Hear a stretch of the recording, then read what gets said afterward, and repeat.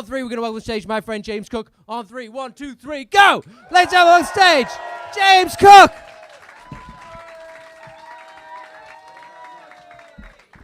Hey everybody. Hello. Hello, I'm the next one. Hi.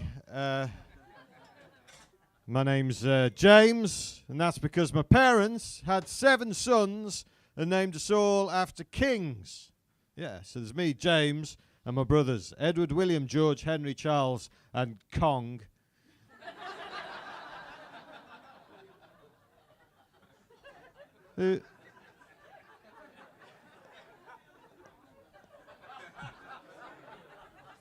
Who's a big hairy fucker, but you know, we're a strange family. For example, my sister, Burger, she, there you go.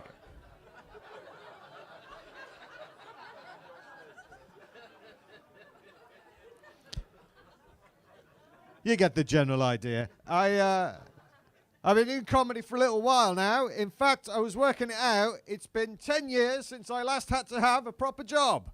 Hey, yeah, that's pretty good going, isn't it, 10 years? Although, to be fair, that job didn't end because of the burgeoning comedy career. No, that job ended because my former boss was, let me get this right, a twat. He was... Oh, some twats are in. Good. I'm just teasing. No, he was one. You know those bosses that won't talk to you like you're another person, but will only communicate through the medium of corporate cliches and management speak bullshit. Yeah, I had a boss like that, and it just wears you down, doesn't it? Every day. And one day he says to me, James, don't dress for the job you have. Dress for the job you want. Then he got all upset when I showed up to work dressed as a Ghostbuster. I was all like, well, who are you going to call? And he said, the job centre. And that's why I no longer work in a funeral parlour. Yeah.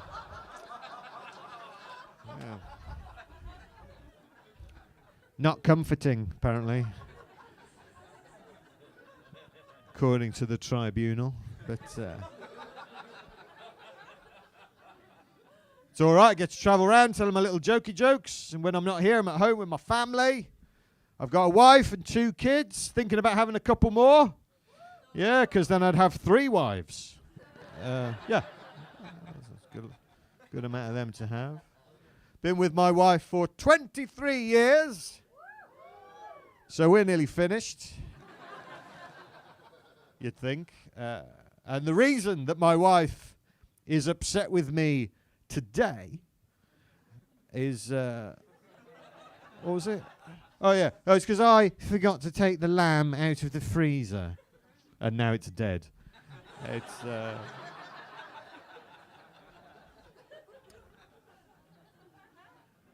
We got a couple of kids, though, as I mentioned. I got a beautiful daughter. Yeah, I got another one who's all right. But I think we're going to work on her personality. That's the plan with old Quasimodo there. That's you do what you can, ain't you? But take my responsibilities as a parent very seriously. Of course I do. Which, by the way, is why I spent last Saturday morning at the cinema watching the My Little Pony movie. Yeah. And all I could think while I was watching the My Little Pony movie was, my kids would love this.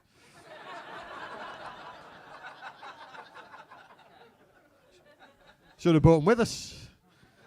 I mean, it would make the rest of the stag do a bit weird, but what can you do? No, I got, as I say, I got 2 kids, 9 and 11. We named them after the disaster.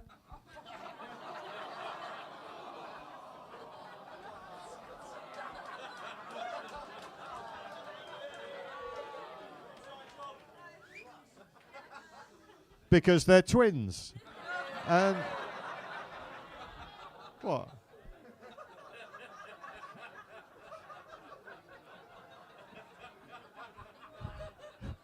Oh, I know that joke splits a room.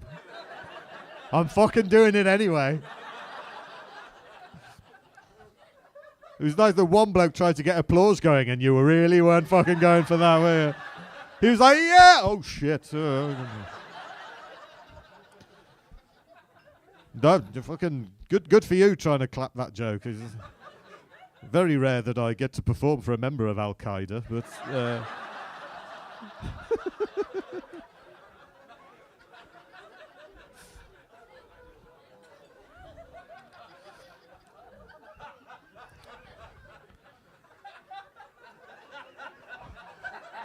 Is he still...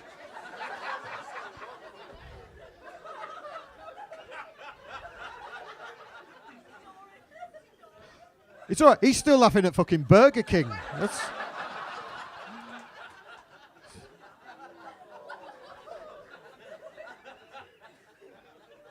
I mean, it might be a seizure. It might be. I feel... He's all right. He's all right. All right. Okay, now. There we go. Could you come to all of my gigs, please? And it'll just be me and you. It'll be amazing. Oh, man. I say it's weird when you got kids and as they start growing up, they start to turn into smaller versions of you and your partner. It's fucking weird when that happens. Like my eldest now looks almost exactly like my wife did when my wife was that age. And but she was explaining it to me. Apparently that's quite normal, my wife says. Apparently it's quite normal for the eldest kid to look like the mom and the youngest kid to look like Steve from Accounts. It's quite... That's quite normal, apparently. I do the... my kids are at primary school. Are you the primary school teacher? Yeah, my kids, I do the school run with my kids and walk them up to the school. I don't know if you're aware of the school run from a parent's perspective, but because the kids love it. They're at the age where they still think school is good. You know, they're fucking excited. They see all their little friends, then they fuck off inside with you lots. And we're left standing on a playground with a bunch of adults that you don't really know. And it's like, what have you got in common with these people other than you once had sex in the same academic year that they did?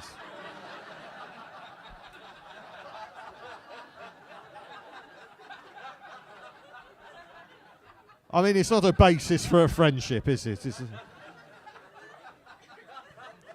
And as it turns out, it's not an appropriate icebreaker for a PTA meeting, but...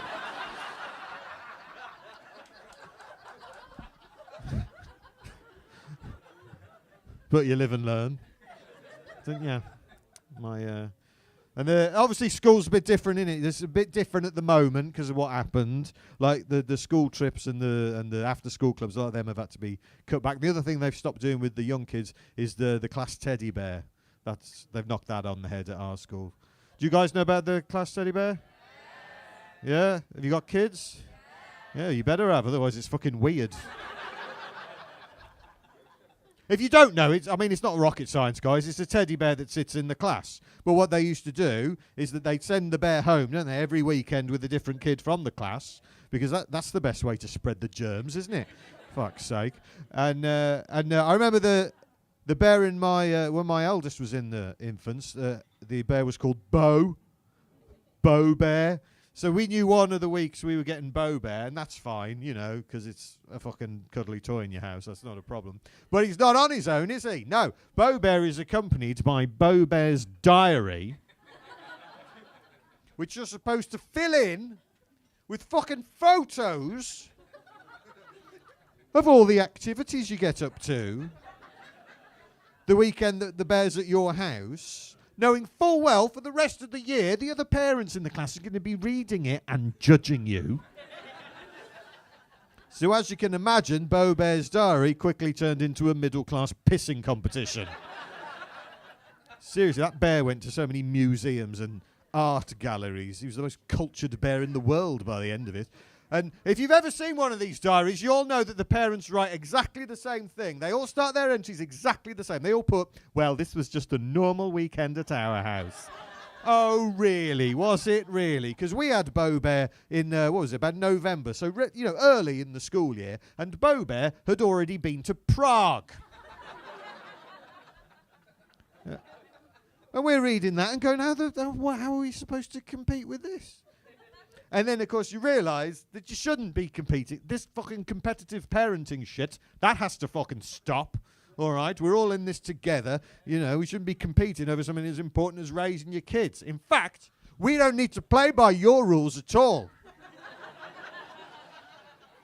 Here's what we decided to do with Beau Bear. We decided we were going to have an intentionally bleak weekend. Take some photos of those activities and get them printed off and stuck in the diary and get my daughter to write a little caption underneath each one, Here is me and Beau Bear waiting for Daddy outside Ladbrokes.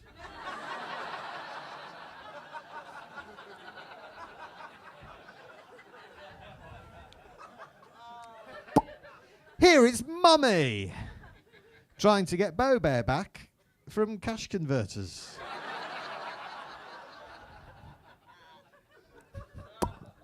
Here is me and Beau Bear waiting outside the lap dancing club for Mommy to get off her shift. Here is me and Beau Bear in the car park of Winson Green Prison, where we'd gone to visit our Uncle Charlie. And clever Daddy hid a special present inside Beau Bear's tummy. Yeah, we all had a good laugh about that in the meeting with social services. Yeah, nah. I mean, like we talked about lockdown, we're not going to dwell on it. It was tough for everyone. I'm in a long-term relationship. Suddenly, we were in the house 24 hours a day, all the time together. There's a lot of pressure. My wife was worried that, things would start getting a little bit boring in the bedroom. And I don't mind a bit of experimentation. Try and spice things up. I'm not a prude. Sometimes she took me a little bit by surprise.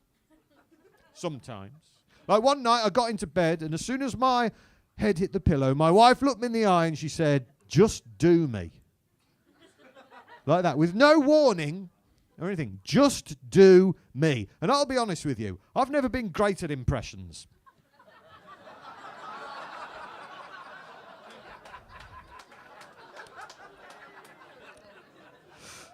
Thought, fuck it, I'll give it a go though, Squeeze into one of her dresses and then start minging on for hours about people she works with, see how she fucking likes it.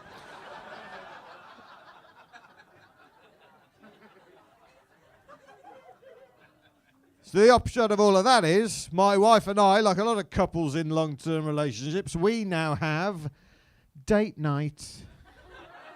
Yeah, and it's in October, so looking forward to that. I wonder who she's going to bring. Exciting times. No, it's weekly, isn't it? Date night. It's supposed to be weekly. So it's supposed to bring romance back into the relationship. Romance with weekly date night.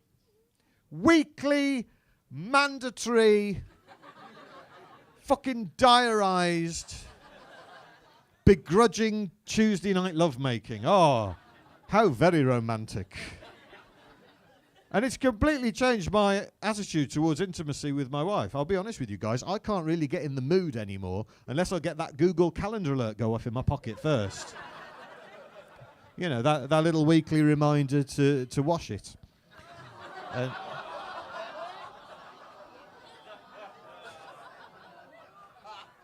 You'd rather I didn't? What's wrong with you? For fuck's sake, guys, But that's date night. That's when my wife likes to try a little bit of dirty talk.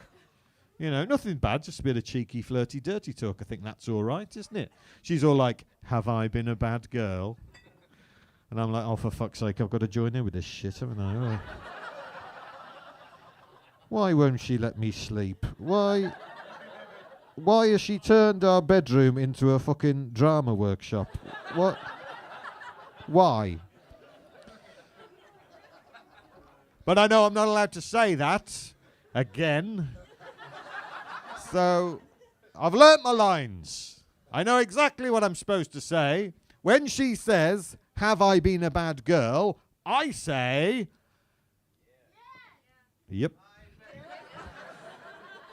It's funny when I do it. Yeah. And then she's all like, "What have I done?" And I'm like, "Well, you can't stack a fucking dishwasher, can you?"